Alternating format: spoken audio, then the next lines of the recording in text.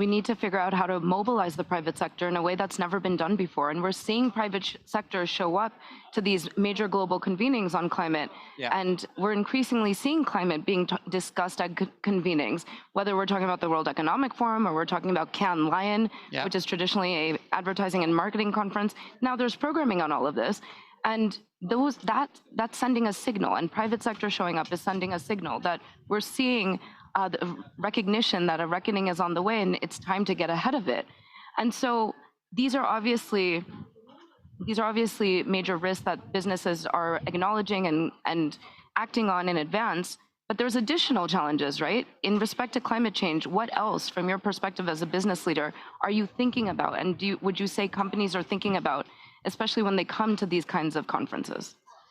Yeah, you said something super important, and it's we see with this survey versus previous years, how business leaders see the transition as a business risk, as an existential risk for their companies. And this is great. Why? Because it's not going to be altruism that makes them act. It's acting on self-preservation, on growth, on opportunity.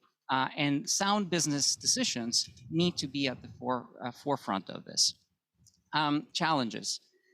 I think that the aspect of harmonizing regulation a little bit more is important. It's not trivial. I heard a CSO calling it an alphabet soup of regulation.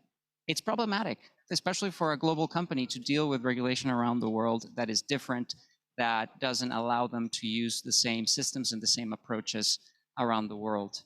That's an external challenge.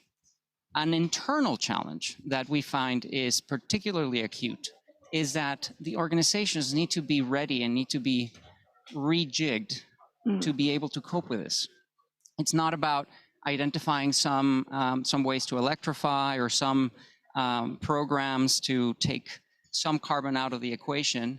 The challenge is to decarbonize completely, and doing this while providing better jobs and catering to talent and to the world. So this requires a complete rethink in the organizational systems, in leadership, and in culture of organizations. This is, again, not a trivial aspect of this transformation. Right.